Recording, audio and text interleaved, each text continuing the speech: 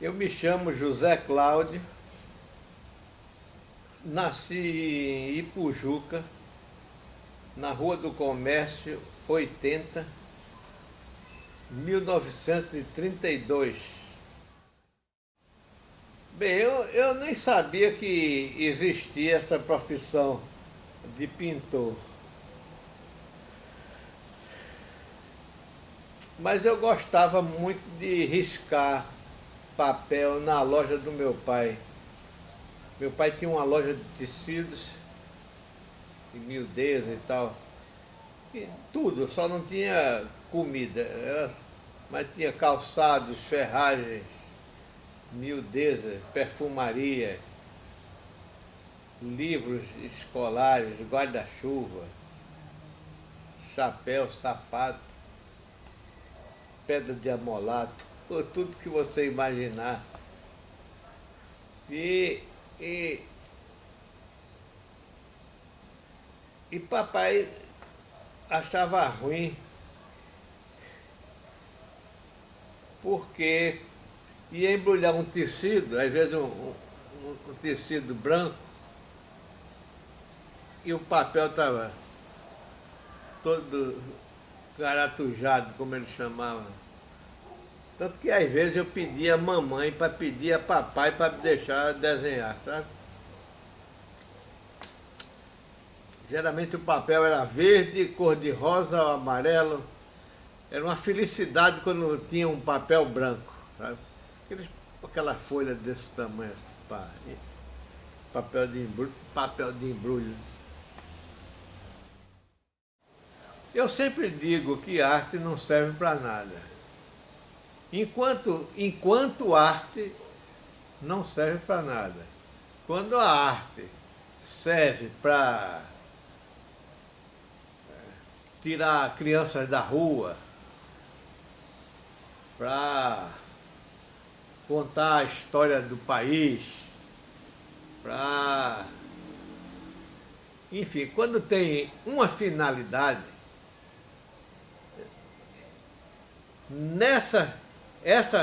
enquanto finalidade, pode ter valor artístico e pode não ter. Eu acho que a arte, enquanto arte, não serve para nada.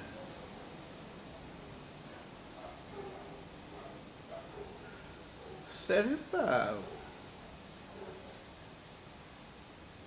sei lá, como uma coisa que você gosta e elege. Então aquilo para você tem um grande valor. Mas eu nunca encarei arte com uma função definida.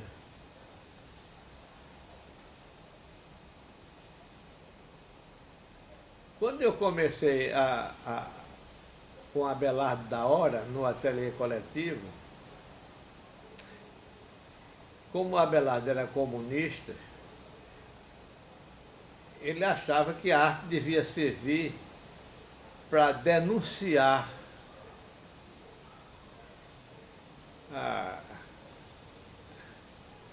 as coisas erradas do nosso país. A, a, a divisão das riquezas,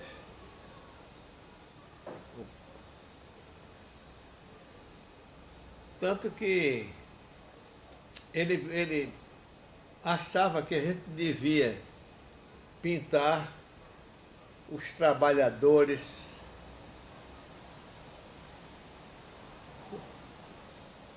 o proletariado, enfim. Tanto no seu trabalho como nos seus folguedos, a gente ia para a feira. Até hoje eu pinto carnaval. Sim, o carnaval para mim é aquele carnaval bem que eu via quando era menino, não tem outro interesse. As coisas que eu mais gosto são pequenas troças, laúça, boi, carnaval, clube também, frevo, maracatu. E isso, depois eu viajei, me envolvi com outro tipo de arte, mas sempre retorno a isso.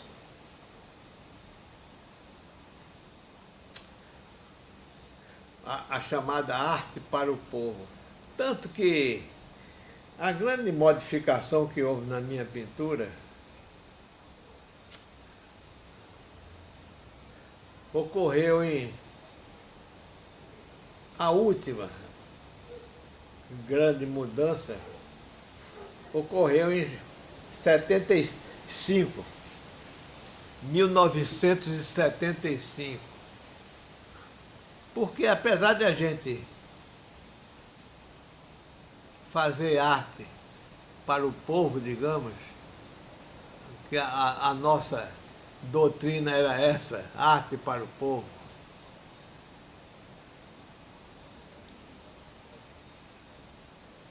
a gente não perguntava ao povo o que era que queria que a gente pintasse. Né?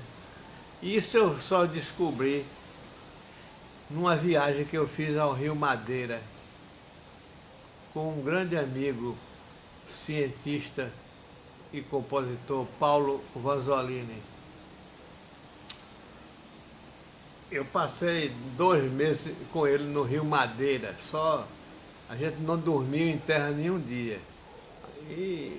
E alguns zoólogos também iam no barco, mas era um barco simples, de pau, não tinha nem eletricidade. Tinha um americano do Museu de História Natural de Washington. Tinha uma cientista paulista, Francisca Carolina Duval. E Vanzolini, um cara muito sério. E eu pintando. Mas nessa época estava havendo guerrilha no Brasil. O Brasil não sabia, porque o governo abafava isso. Era na época da ditadura. Mas em todo lugar que o barco chegava, era preso. A gente ficava ali, o delegado esperando que viesse notícia de Manaus, de não sei onde, porque não sabia que barco era aquele, porque os barcos lá no Rio são o regatão, que é como se fosse uma mercearia ambulante, ou barco de passageiro. E fora isso, coisas assim, da região mesmo, transportando isso ou aquilo. E o nosso não transportava nada. A desculpa era pegar lagartixa, que aliás não tem nem lagartixa no Amazonas. Tem um bicho parecido chamado tamaquaré. Enfim, pegar répteis, pegar insetos, pegar peixe. Não era nem pequenos peixes, só para estudo. Rã. O americano era especialista em rã. E os delegados não iam nessa conversa. Então, num lugar, São Carlos, em Rondônia, um delegado chamado Seu Felizardo, que depois apareceu até uma novela com com um delegado Felizardo. Eu digo, olha que coincidência. Seu Felizardo, que era um camarada assim, bem... sem escolaridade nenhuma, ficou íntimo nosso. Ia para o barco de 7 horas da manhã até escurecer. Não tinha nada que fazer naquele lugar, não tinha nem rua. Não tinha, eram as casas assim, na boca da mata. E aí, um dia ele disse, eu também queria um quadro. Ele era um cara tão... assim, pragmático, que um dia Vanzolini perguntou a ele, seu Felizardo, é verdade isso que contam por aí? Que o senhor todo ano mata um? E ele disse assim, infelizmente eu nunca pude me livrar desse vício. Você veja que mentalidade. Ele disse, eu também queria um quadro. Eu digo, olha, até um cara desse que é um quadro. Ele nunca tinha passado pela cabeça dele que existisse a arte da pintura. Ele nunca tinha visto ninguém pintando nada, nem concluo eu, porque ele ficou tão encantado. Ele passava o dia junto de mim. Eu sentado, ele sentado, eu geralmente pintava em pé. Ele ficava sentado junto de mim ali o dia todinho. Não arredava o pé. Aí eu disse, ô seu Felizardo, qual o quadro que o senhor quer que eu pinte? Ele disse, um índio frechando um arara. Aí eu imediatamente pintei aquele índio que a gente pintava no colégio, não sei se na tua época também, se os meninos faziam índio, com aquele saiote de pena. Ele ficou maravilhado. Soltou o barco na mesma hora, queria me dar um Smith Wesson 38 niquelado, novo na caixa. Disse, olha, é a coisa mais preciosa que eu tenho em casa. 0 quilômetro, nunca deixei ninguém dar um tiro desse revólver, é seu. Eu disse, não, a gente não leva arma no barco, não. Ele mandou fazer uma pamonha, uma bandeja de pamonha com leite de castanha. Castanha do Pará, quando cai, tem um leite igual a coco, sabe? E eles fazem tudo que a gente faz aqui com coco, eles fazem lá com leite de castanha. Enfim, eu digo, olha, a gente faltava isso. Eu tive aquela luz, né? A gente não vende quadro porque não pergunta o que é que o cliente quer. Como antigamente, né? A história da arte foi feita assim, né? O cara contratava Giotto para pintar as histórias da vida de São Francisco, ou, sei lá, a fuga para o Egito. Eu sempre dou esses mesmos exemplos, sabe? O rei dizia, o pintor da corte, a Velázquez, pinte meu cachorro. Embora que Velázquez fazia o que bem queria, porque o rei adorava ele, sabe? Só vivia no ateliê dele. Mas enfim, eu digo, quando eu chegar no Recife, eu vou dizer isso. Pergunte ao freguês o que é que quer que eu pinte. Eu só vou pintar agora assim. E deu certo. Isso foi em 75.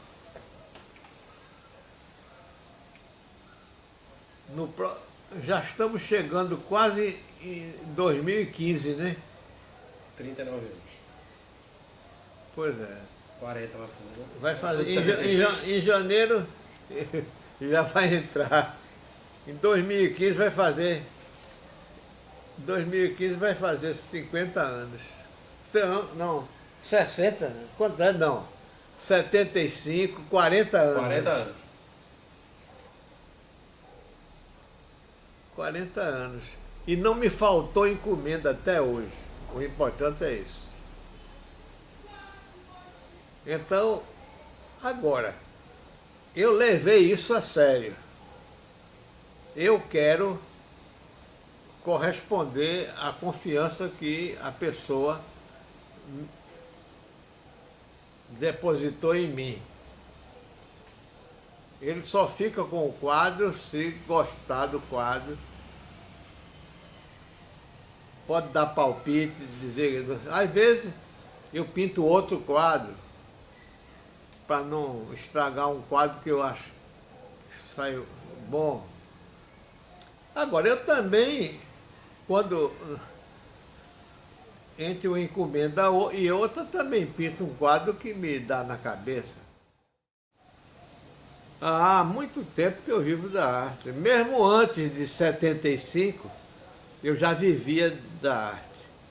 Eu trabalhei em outra coisa até 1960 e qualquer coisa, sabe? Foi quando Hermilo Borba Filho me apresentou a um marchand, amigo dele, Renato Magalhães Gouveia, que estava abrindo um escritório de arte e só queria trabalhar com artistas exclusivos. E eu fui um dos artistas exclusivos dele. Eu trabalhava na Sudene nessa época e ele disse, olha, o que você ganha na Sudene eu pago para você ficar em casa só pintando para mim. Aí foi a realização do meu sonho, né? Para mim, continua como sempre, quer dizer, nada mudou em relação a mim, por enquanto. Pode ser que, de uma hora para outra, ninguém queira quadro meu mais. Isso daí é pela parte que me toca.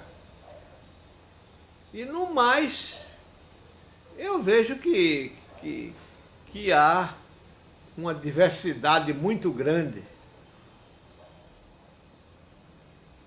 Há uma aceitação de tudo, digamos. Não há mais aquela briga. Quando eu comecei a pintar em 50,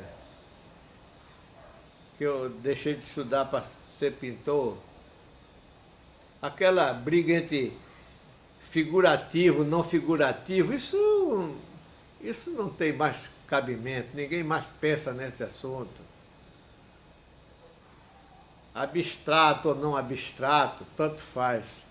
Parece que o que ainda prevalece é o caráter do pintor, a personalidade da pintura, de uma determinada pintura, que as pessoas gostam e adquirem aquela pintura, independente de, creio eu, de qualquer teoria, de qualquer orientação. Aliás, eu acho isso também, que há uma desorientação total. Ninguém sabe porque está fazendo coisa nenhuma. Eu sei porque é que estou fazendo. Eu faço porque gosto, acho bonito, pinto coqueiro, pinto passarinho, pinto carnaval. Porque acho bonito e porque há uma aceitação desses meus quadros. Estão sempre me encomendando. engenho, canavial, que ninguém mais sabe nem o que é isso, ninguém hoje mais sabe o que é um cambiteiro. Eu fiquei até alegre de ouvir uma ciranda de Lia. Eu acho que foi a única vez que eu ouvi a palavra cambiteiro na música popular brasileira. O doutor Jorginho passou ordem aos cambiteiros de não vender cana, motorista e cobrador. Doutor Jorginho, isso é uma derrota, uma cana POJ, se a moça pedir eu dou. Cambiteiro, ninguém mais sabe nem o que é. E eu me lembro perfeitamente, carro de boi, pote de cana, eu vivia dentro disso, chupando caboge, que é um pedaço da cana que não serve para plantar, e o pessoal deixava a gente apanhar. Há também essa correspondência entre o que eu gosto mesmo da realidade, essa temática que eu gosto, esse mundo que eu conheço, de onde eu vivi, e um público que também gosta disso, que, digamos, tem o mesmo gosto meu quanto a temática, sabe? Eu acho que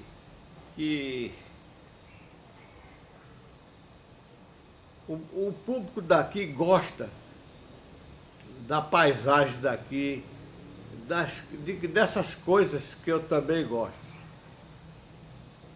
Não sei. Mas há essa troca. Bem, eu não sei quanto à minha presença na história da arte brasileira ou na história da arte de Pernambuco, porque isso é uma coisa difícil de se adivinhar. Eu tenho um amigo que morou 30 anos em Paris e vendia muito bem lá. Ele resolveu voltar para o Brasil, pensando que continuaria a vender bem lá. Mas logo ninguém mais sabia ele quem era. Ele até disse, olha, a arte da gente é como se a gente escrevesse um nome na areia. A primeira onda apaga. Eu acredito muito que na vida de hoje, de agora, do que eu estou vivendo, eu não sou muito capaz de imaginar o que acontecerá amanhã. Eu nunca fiz. Minhas profecias não existem. Eu não sei se como é que... Eu só sei o que se passa dentro do meu ateliê, dentro da minha casa, com os meus quadros. Daí para frente eu não sei. Eu às vezes pretendo orientar, mas quem sabe se em vez de orientar não estou desorientando as pessoas. O que eu noto é que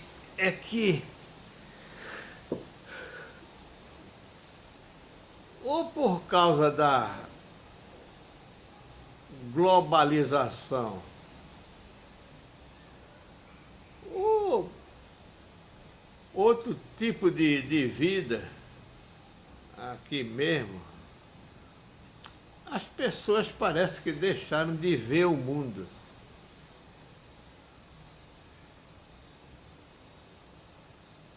Quer dizer, na pintura existe muito isso.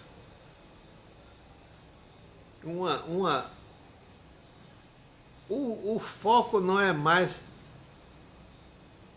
o mundo real, é o mundo imaginário,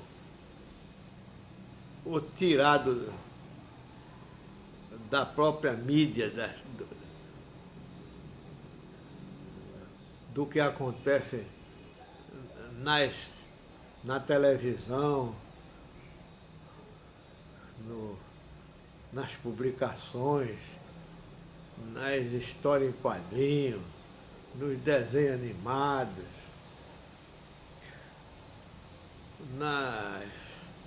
sei lá, uma arte puramente ornamental, muitas vezes, que eu vejo em muitos lugares, sem compromisso nenhum com nada. Enquanto eu sempre pensei numa arte assim, que era como se salvar do esquecimento, do aniquilamento geral, alguma coisa para que não virasse pó, não ficasse. Qualquer coisa que eu acho bonita, eu quero, parece que eu me sinto na obrigação de pintar para salvar aquela coisa da degradação do tempo, de roubá-la do envelhecimento, do aniquilamento, do desaparecimento. Há uma coisa assim. Parece que cada coisa dessas coisas que eu estou pintando, é como se dissesse, olha como isso é bonito. Isso daí não devia se acabar. Eu quero guardar a lembrança. É como se você não faz uma viagem e traz as fotos para mostrar, né? Eu acho, em última análise, é uma coisa meio pueril assim também que me ocorre. Mas nunca imaginei, não. É mais um negócio instintivo. É como você, quando come uma coisa, você não se pergunta por que é que gosta, porque você vê aquilo e taca o dente e pronto. Eu nunca me arrependi de ter me tornado pintor. Nem nunca me assombrei com pobreza, com dificuldade. Sempre tive muita sorte. Dizem que o verso mais importante da Odisseia, de Homero, é: nenhum mortal pode prescindir da ajuda dos deuses.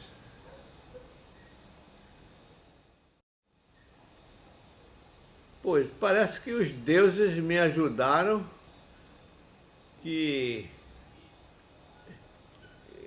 eu encontrei as pessoas que eu deveria ter encontrado, e eu segui uma vida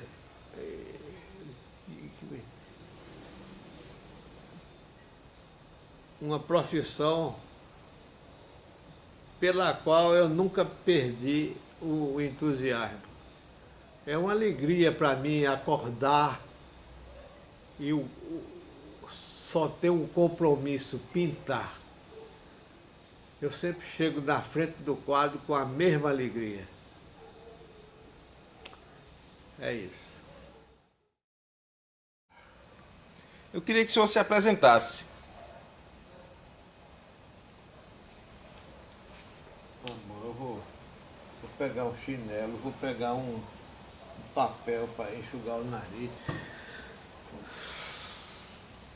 Pega.